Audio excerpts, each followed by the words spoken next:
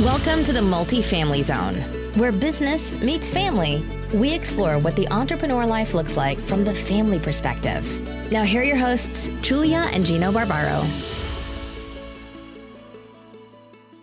Hey everyone, this is Julia Barbaro, host of the Multifamily Zone podcast. I'm here with the co-founder of Jake and Gino, my husband and co-host, Gino Barbaro. Julia, Yes. We couldn't even get through the intro. I'm looking at my wife and she can't even roll through it. Julia, how you doing today? It's great. Beautiful day out. Oh, I love it. What are we talking about today? We have a great guest that I actually want you to introduce. Leah J.M. Dean is the author of the best-selling book, Assemble the Tribe, and an expert on leading with a tribe mindset. She is a former chief human resources executive and board member who, for more than 20 years, successfully led multiple billion-dollar people integrations, developed leading HR strategies, and increased employee engagement. As the founder and CEO of Conduit International Limited, Leah has worked with organizations and executives across numerous industries, including insurance, reinsurance, education, not-for-profit, and business consulting. On a mission to create a more connected world, Leah uses science and a proprietary group research with over 1,200 women to help her audiences confidently navigate life and leadership with authenticity, courage, and heart. Welcome to the show, Leah. Thank you both for having me. I am so excited to have this conversation with you. It is so nice to have you on. And I have to start out by saying I just absolutely adore your accent. I think it's just beautiful. I just have to go there because it's just one of my favorites. A little bit of British, a little bit of island. We're a mix of everything. We're, if you think North Carolina, you're straight out into the ocean, 700 miles, and there we are. Bermuda is another world, 700 miles of sea. So first question I want to ask you, how did you get into what you're doing? I mean, give us a background of your story. Well, let me go all the way back. I'll give you a little bit of a flavor for both childhood, but I'll give you the Cliff Notes version. So I live on the island of Bermuda, and as a child, my parents, who are quite adventurous, they decided that they wanted us to have a unique childhood. So we moved to an island, and this will resonate for you guys. We were homeschooled. I was homeschooled until I was 8. And so we were on this island. It was a campground. And so during the summer months, hundreds and hundreds of people would descend on this island, this little 23-acre island. And then in the winter months, there was no one.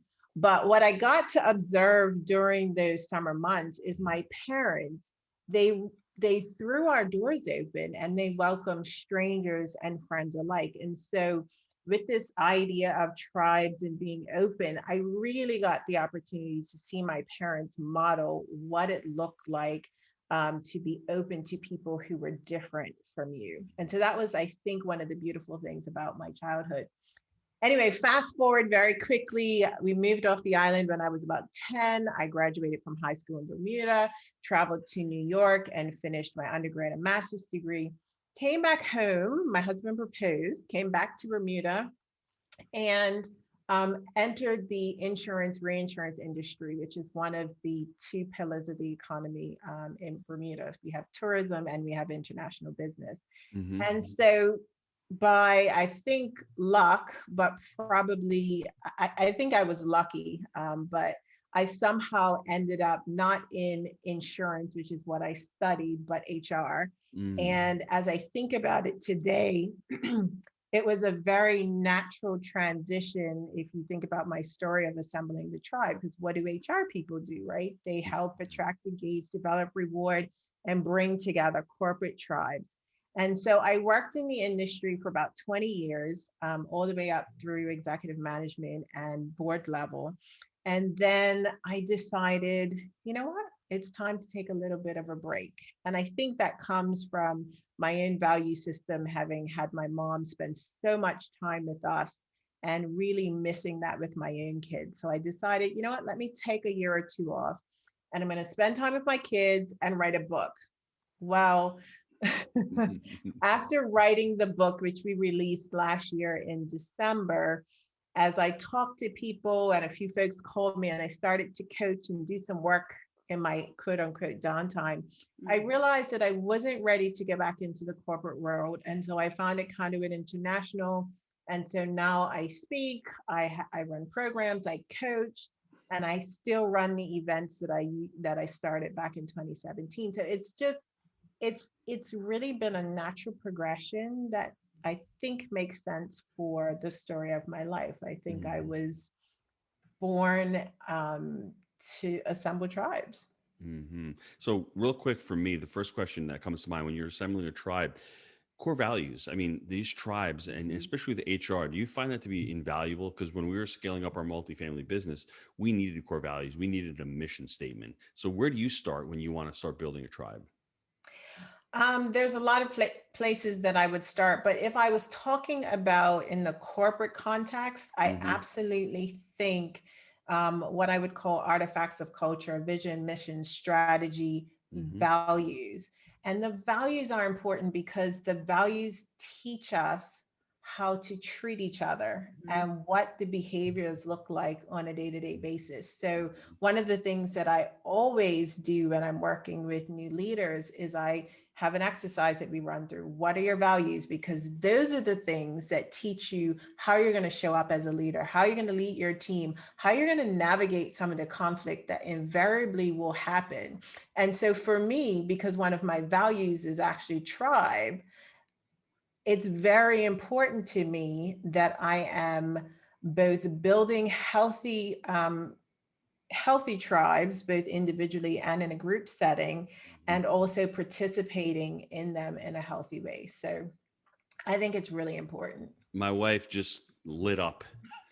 She's like, we're not talking real estate anymore because now we got values. We ain't gonna Well, talk. no, We're not. We're going from business to it's like from business, but personal. it's so every time we talk, he talks business. I always throw in, well, it's the same as family. It's the same as, that you have like this business going on at home, and it's how are you creating that tribe at home? How are you assembling the tribe at home? Because those people are going to go out into the world and make a difference. Do you know what I mean? So we have 6 children. You have 2 beautiful teenagers. Is that right? Two That teenagers. is right, too. So 13 and they're all 15. going out. So between the two of us, we have a lot of people going out into the world and making a difference. So how are we?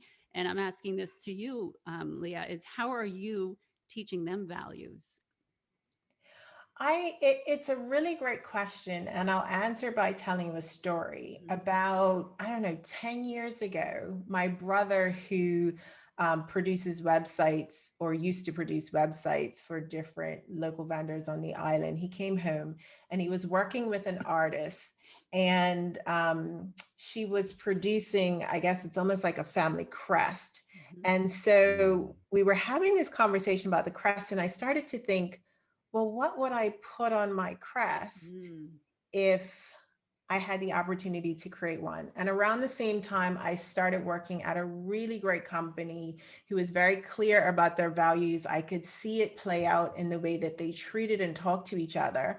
And so I said, it would be interesting if I could figure out what my own personal values were. Mhm. And I do it quite quickly with my clients now, but I kid you not, I took 7 years to figure them out. I would put Mhm. things on and take them off because I really wanted to figure out what are the values that I want my children to leave with. Now they are going to discover their own values as they, travel the world and experience new things. But I want them to remember that when I was at home, my mom taught me about trust. She taught me about tribe. She taught me about excellence. She taught me about kindness. She taught me about resilience. And so I teach those to my kids, both verbally, like here's what they are for me, but also more importantly, how I show up every day. And they push back. Like I talked to my son about excellence one day and he said, Mom, does everything have to be excellent? Sometimes okay is good enough. Mhm. And so we had a really good conversation about that. And I think as parents, when we're clear about what our values are, when we're clear about what's important, then we're giving our kids some extra tools to navigate the world. Julia, can you humor me for 1 minute? Sure. I want to share this with everybody because I think this is important for adults, especially. I love Stephen Covey. His second habit is start with the end in mind. Now, I want everybody who's listening to this to close their eyes and think of yourself at your own funeral. Start with the end in mind. And I, was doing this with my team, Terrible thing. and I told him, no, no, no. And listen, I told him I have 6 children around me. I have 27 grandchildren around me, right? And everyone is talking about me in a specific way. So how do you want to be remembered, right? And then you reverse engineer that. That's how you create your values. I want to be remembered as somebody who's honest, who's hardworking, who's there for their kids, who's a great spouse, and the list goes on and on. Reverse engineer that. What do I need to do today to get that moving forward? That is how I create my value system, or that's how anyone listening to this can create their value system. If they're conflicted, I want to be known as somebody who helped hundreds of people, who donated millions of meals to children in need, to create a Jake and Gino community that's helped thousands of people leave their W-2 jobs, to help their kids go through college and become really responsible adults who want to have a lot of kids on their own. So what do I need to do? That's just my story. I want everyone who's listening to that, think about what you want to do at the end of your life and then reverse engineer that. That's actually really important. And, it's interesting that you said it took you 7 years, because a lot of the times we never actually think about it. Yes. We're in a career and they have the values, just like you said, but we never think to make them for home, have a home values crest, something at home where people actually, the kids can read it and know it and apply it, and we're practicing it, and we are the example for them.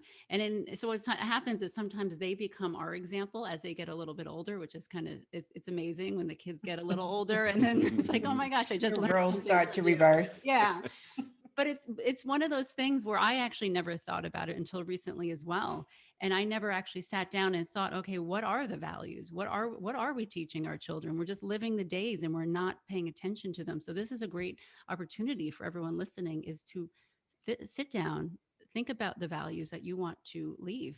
And I think that's great. Yeah, my son will be leaving my house in about 3.5 years. Mm-hmm. And so when I think about him going out into the world, it really makes me pause. What am I imprinting on him? What am I teaching him? Because in 3 years, he will be gone. And it's not to say I won't have an opportunity, but it'll never be the same. So what can I do to prepare him? And I think as parents, if we're not thinking about it, we need to start thinking about it. It's really important. I love that. Yeah, it's also hard too, is that you have these values at home, but at the same time, you all have your different uniqueness, and the kids have their own uniqueness. So it's kind of like you're trying to figure out how to incorporate everyone at the same time, right? It's a challenge, definitely, as a parent. Love that. Why do we now need our tribes, and why a book for women? So I'll answer why a book for women first. I wrote a book for women because I am a woman. I think I'm an expert on HR, but I'm also an expert on women. And the thing that I want your listeners to remember is that the idea of assembling our tribes, and a lot of the concepts are not gender specific, but there are some reasons why I think we need to focus on tribes. And I'll talk about women as my third R. I call it my 3 R's. So the first reason why I think we need our tribes now more than ever is relationships. The pandemic has pushed us inside, it's pulled us apart, and there is a lot of data around the need to have healthy, connected relationships. People who are isolated and lonely, it increases their likelihood and susceptibility to certain diseases like diabetes and high blood pressure and certain cancers. And so the fact that we have been involuntarily pulled apart, the data would suggest that our relationships are just so important right now because of what's happening in the world. The second reason why I think we need tribes more than ever is, in my research with the women, 1,200 women, there was quite a lot of information that came back around rejection, and that, many women at very, very young ages experienced rejection in female groups. And so there's something that's unique to women. If you also look at some of the dynamics that happened last year around the world with, the Black Lives Matter, like there was just lots of reasons why people were feeling disconnected and rejected. So again, I think that's another reason why we need to focus on our relationships. And then last but not least, I think, which is again why I think the book is so powerful for women, because of the pandemic, it's having a disproportionate impact on women and their role in the family. Hmm. For the first time in years, instead of women or seeing an improvement of women moving into more senior roles, we're seeing women pull back and think about, do I need to come out of the workforce altogether? And whether we like it or not, women are the nurturers, they're the birth givers. And so there is a reliance that the world has on women. I'm not saying that it's better, but it is different. It is important. And so I think for those reasons, relationships, rejection, and reliance, this conversation about relationships and why we need them right now more than ever, I think it's an important conversation to have. I love that answer. We often hear the word tribalism talked about in the press. It's talked about negatively, right? Why use this word, and what does that tribe mean to you? I am so glad you asked me that question, because I have to tell you, I wrestled with whether or not I was going to use the word tribe. Mhm. I started with assemble the tribe, and every couple of months, my husband or a friend would say, "Are you really sure you want to use that word? Like, really?" And then I would watch the news and I would hear them talk about rank tribalism. And so, in order to kind of settle my mind, I went back and I actually studied the etymology and the history of the Mhm. word. And it has meant many things over the years to many different people. There's multiple definitions in the dictionary. If you Google tribe, I think while I was writing the book, I got over 900 million results. And it's used to talk about everything from supplements to sports teams. It is just a very complex and layered word. Mhm. And so in the end, I decided that that's actually the reason why the word is perfect. Because as human beings and people, we are complex and we are layered. And so what I did was I kind of wrote my own Leah definition, because I was just trying to simplify the complexity of it. And what I came up with was, a tribe is individually complex people with shared values, beliefs, and interests who choose to come together to create relationship. And there's three things in that definition that I would highlight. One is that people are complex. Mhm. Two, that we need to choose. And so there's a real decision that we have to make about wanting to engage in health relationships. And then the last C is create, right? That means we got to put in some work. And so it's a hard word, but it is actually, I think, um, uniquely representative of the complexity of what we experience every day when we're navigating our relationships with Mhm. people. And so, what better word to use than the word tribe? And we started a company several years ago called Gino's Family for my restaurant, and that was sort of the same thing. We wanted to create a tribe of faith-based people who wanted to learn how to cook. And then from there, it morphed into Jake and Gino, which we're buying real estate and multifamily. We're teaching people, and that tribe, that connection, gives power. And people are all complex. People in their 20s, people in their 50s, young women, young men, older women, older men. And it's just amazing how you say that. It's complex. They have to choose. And the one that nobody wants to hear is they have to put work into Mhm. it. Let's talk about that work a little Mhm. bit, because people join Jake and Gino and they think, hey, I'm going to buy my next property, not doing any work. You have to put effort into the tribe, become the seek to serve mentality, not give to get, but seek to serve for that tribe. Can you speak to that a little bit about that? Just, oh, the work. Oh Yes. yeah, work means different things to different people. And in the book I talk about the processes for building tribes, right? So sometimes it's as simple as, what is a tribe that I want? What's my motivation? How much effort and time do I have to put into it? Then I have to go out and I have to find people and I have to bring them together and be consistent. A good example that I could share with you is, during the pandemic, I started to notice that my friends, talking about isolation, some of them were feeling, cut off. Those that had kids, they were pulling their hair out. Those that did not have kids, they were lonely. And so I decided that I was going to create a tribe. And so once a month, we would get together and talk about issues that the women in this tribe cared about. Now, it required work. I had to organize it. I had to pull people together. I had to think Mhm. about the topics.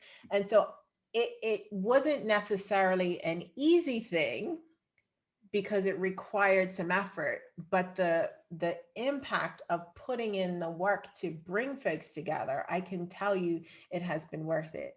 And the other day, somebody popped by and they said, "Hey, I was talking to somebody that comes to your tribe meetings, and they said to me that they were really feeling isolated and disconnected and lonely until they started to come to your tribe."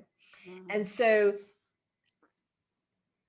I guess that's a long way of saying, when we put in the work, when we give the best of who we are to people, when we connect with them and say, "You matter," I think that is person by person, group by group. That is how we change the world. Now, I really oversimplified the process of how we bring people together. I get into great detail about it in the book, but I don't know. My experience is just that when we put in the work, when we invest the time, and we show up differently, because people are complicated. They're not always going to say the right things, do the right things.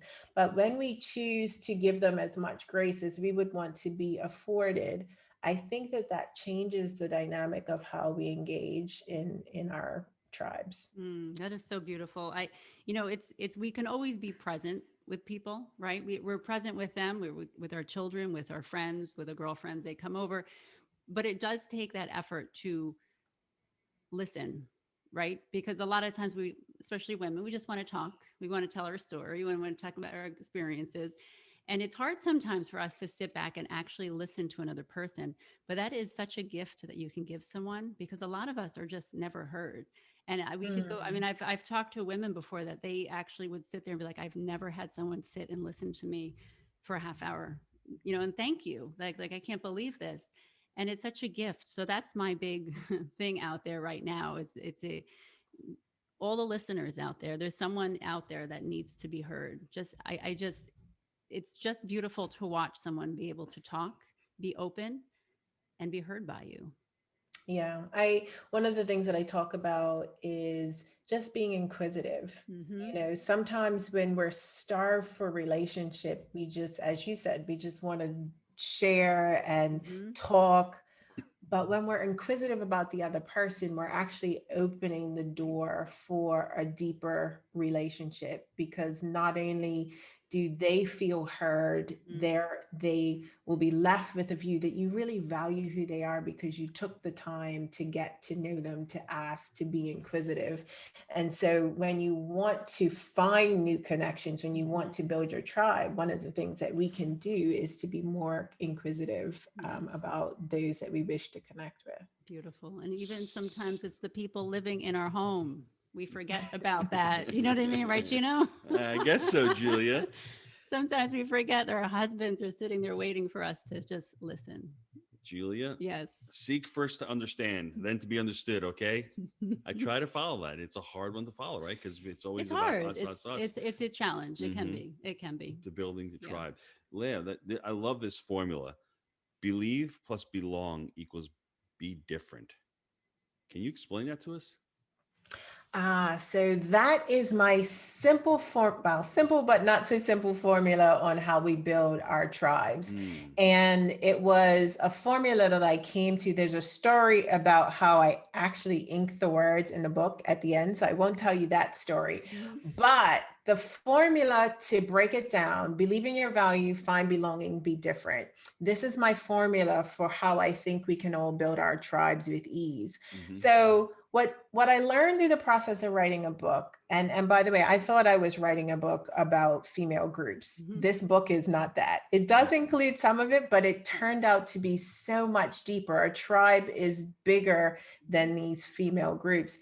And one of the things I learned is that in order to have a healthy tribe, the first relationship that has to be healthy is a relationship that I have with myself. hmm You know, I have to believe that I have value, and value is its utility, its importance, its worth. And belief, interestingly enough, is a habit of the mind in which we build trust and confidence in a person or thing.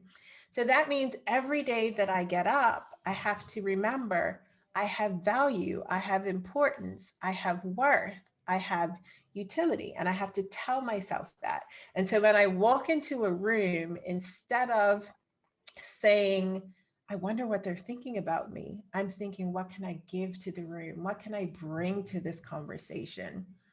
So that is really exciting for me. So that's the first part of the formula.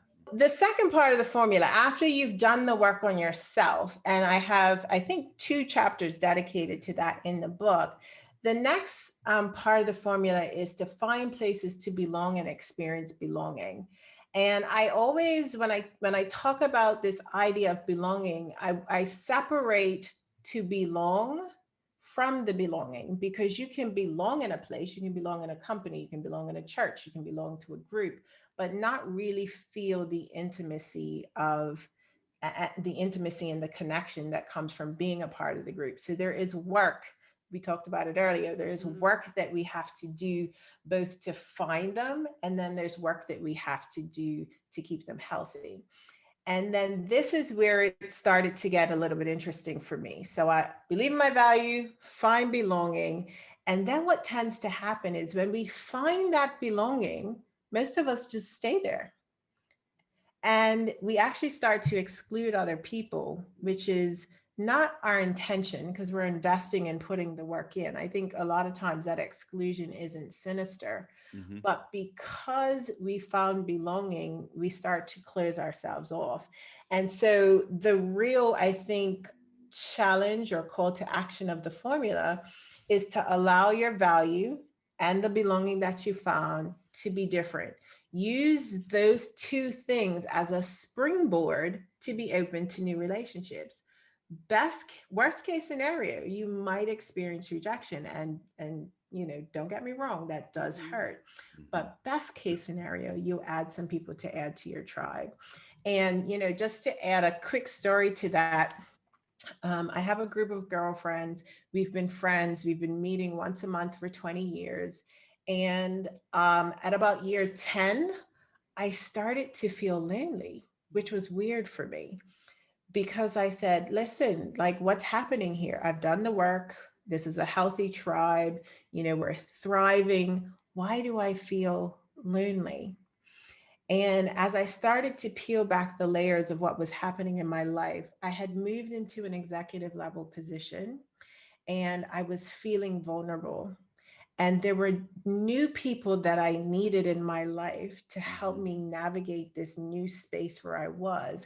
And so it wasn't that the tribe that I had wasn't healthy or it wasn't enough. I just needed new people to add to my tribe. And so one of the things that I always say to people is that we need multiple tribes sometimes to complete our sense of wholeness. And so that's, I think, the real power of the formula. Believe in your value. It starts with you. Find belonging. You have to find somewhere to connect. The research says if you want to live longer, you better find a tribe, and then leverage the heck out of that to be different, to be open, to connect to new people, to thrive in the relationships that you have. And so that's my formula. I love that. Everyone needs to write this down, because I think this is truly powerful. What you said, your behaviors, right? Your behaviors are belief driven. If you believe you can do it, then you're going to take those behaviors that are going to warrant it, right? If I think I can buy a property, I'm going to bring it to real estate, and I think I can call the broker, and I think I can get the deal done, guess what? I'm going to pick that phone up. But if I don't think I can do it, I'm going to hem and haw, and I'm going to make excuses. And the other thing I think everyone should be out there should be thinking is gratitude. If you have gratitude and you wake up in the morning grateful, you won't you won't feel as much fear in your life. You won't feel as much doubt, because gratitude crushes everything else. To me, when I wake up in the morning, I'm grateful for what I have. I'm grateful for the family. Those other things start to melt away, and I feel the value that I have. Yeah, something that you said was really great. It's one of those things where we're so afraid of rejection that we avoid certain relationships in our life because we're always like, well, what if they reject us? And so we back away. We're not ourselves. We don't take that step out of our comfort zone. But always the question I have is, what would you, if if you think about a relationship you're in now, what would I have missed out on if I didn't just step out a little bit, be uncomfortable for a minute? What would I have missed out on? And so put that forward into your relationships going forward. You will miss out. I guarantee it's so beautiful. New relationships are so incredible. It's so worth it. even if you're uncomfortable for a minute, just go all out. I hate being uncomfortable. I do. That's why I say that. Yeah, and I think it's important, I think, for your listeners to know that I'm not suggesting that it is easy. Yes. You know, for some of us, we are, you know, in strengths language, like we're very extroverted or woo-woo, and you don't mind meeting new people. And for some of us, you have a physical reaction to the idea of stepping out and starting new. And so I talk a little bit about the psychology of fear and the and I actually consulted with a psychologist because I am not. And some of the things that we can do in order to navigate that, take a buddy buffer, like find somebody to create some space for you, ask the questions, actually prepare questions because you know that this is uncomfortable for you. And there's more that I talk about in the book, but I just want to acknowledge for your listeners that it's not necessarily an easy thing, but the thing that I want them to remember is that the data will show that if you do not have good quality relationships, you can increase your mortality on average by up to 29%. If you want to live longer, if you want to be happier, you have to have those relationships. And so if you agree with me, and this is not Leah, that's science. If you agree with me, then that becomes a foundation for why we navigate through that psychology of fear and put in the work to build the relationships. I love that. Let's take a quick time out to hear from our sponsors. Hey, Wheelbarrow Profits family, are you struggling with ways of teaching your kids about money and financial literacy?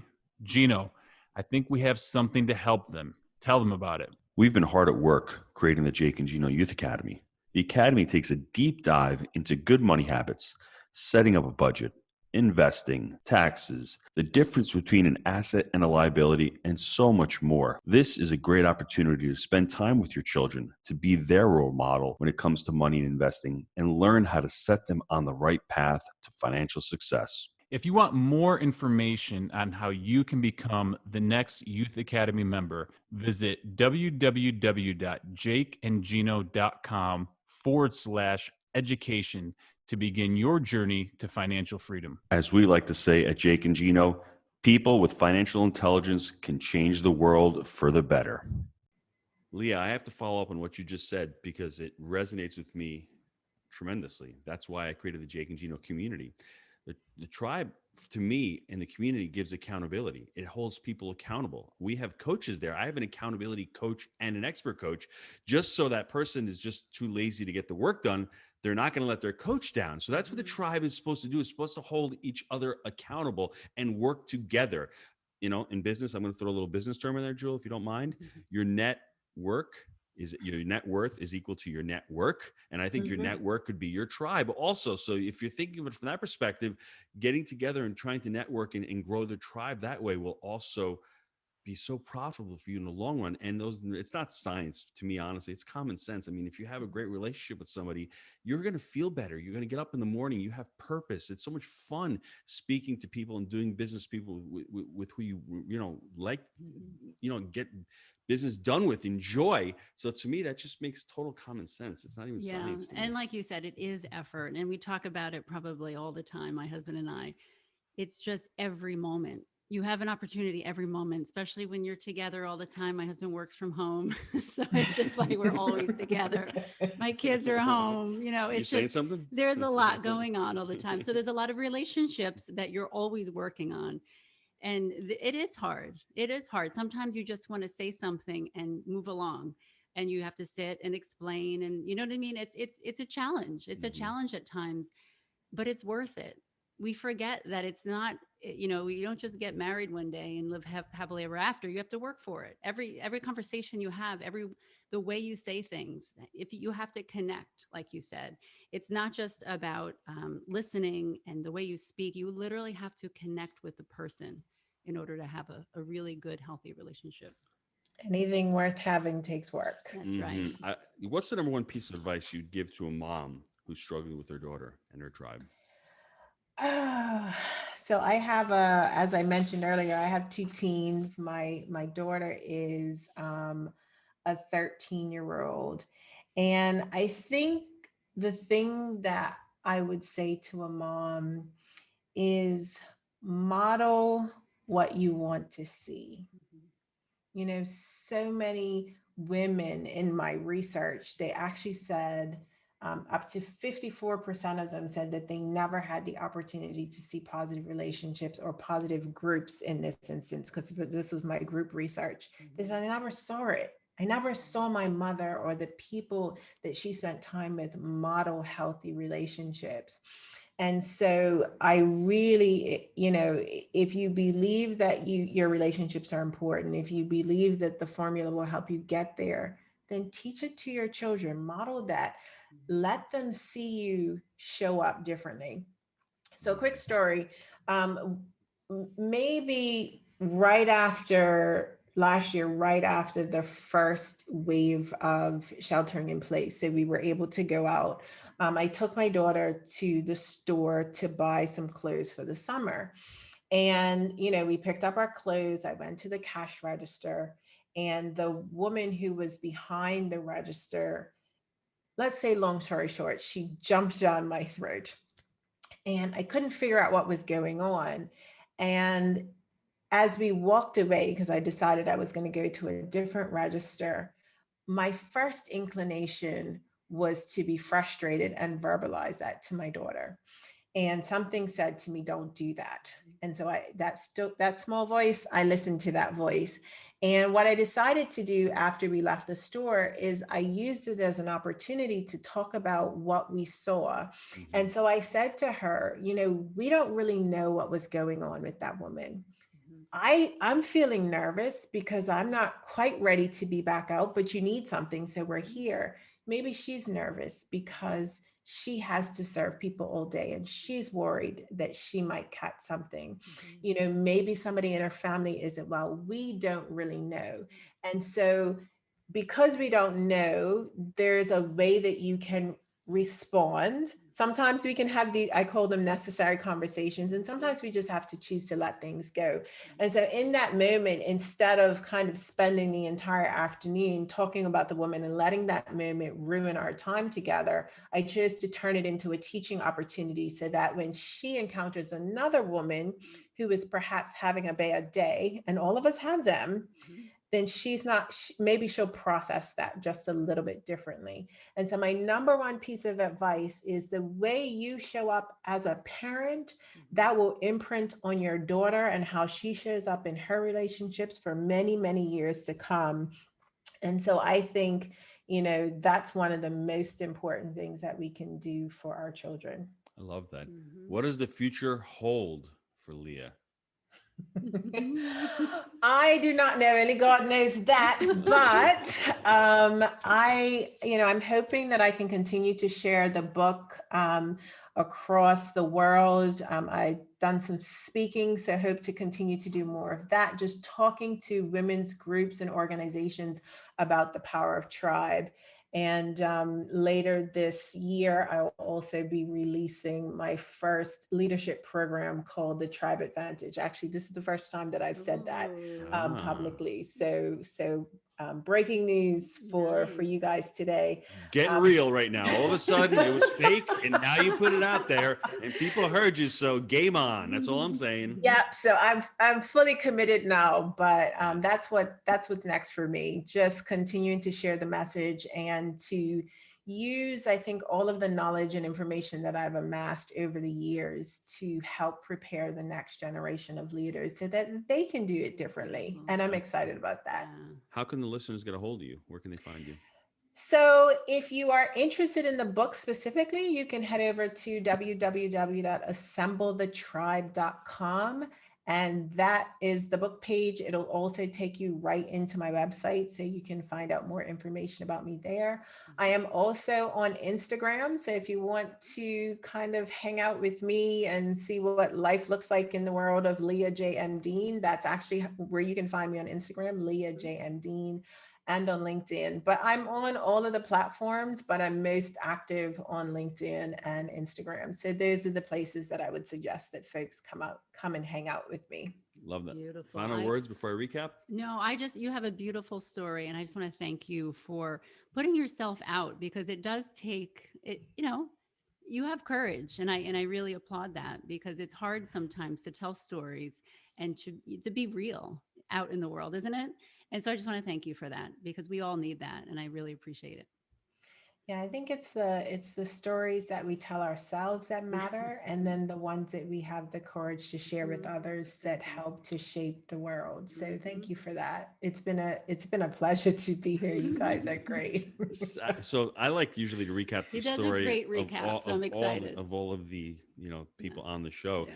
and I love your story as well. I mean, an 8-year-old who moves back to Bermuda with their family, and it's amazing how your parents open their house to strangers, how how the island swells during the summertime, and you're just that's an awesome experience to be able to meet new people and to be around that. And then all of a sudden one day going to New York City, I don't know what you were thinking, but that's okay. I mean, we all make mistakes in life.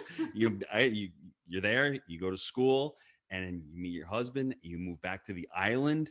You work in corporate. I mean, you do not seem like an insurance person. I worked in reinsurance accounting at AIG years and years ago, and you do not seem like that type. So My first job was at AIG in Bermuda. And well, I can see how we're not doing that anymore. Thank God, right? Worked in there for 20 years. You did that for 20 years. And I love the way you step back, but the word retirement doesn't seem like it's in your vocabulary. And I love that, because you want to continue to give. You've learned a lot. HR, it seems like it's your passion. From insurance going to HR, writing the book, Assemble the Tribe. And that's what I love to say, continue doing the work. What do you have left? And you've got a lot more years ahead of you as far as assembling many more tribes and helping other people's, assemble their tribes. So, best of luck to you. Thanks for being on the show. And, we'll speak to you real soon. Absolutely. I love that recap. And please, I'm happy to come back. You guys are absolutely fantastic. Your listeners are very, very lucky to get to kind of drink in what you two share. It's really special. So thanks for having me. Thank you, Leah. Take care, everybody. Thank you.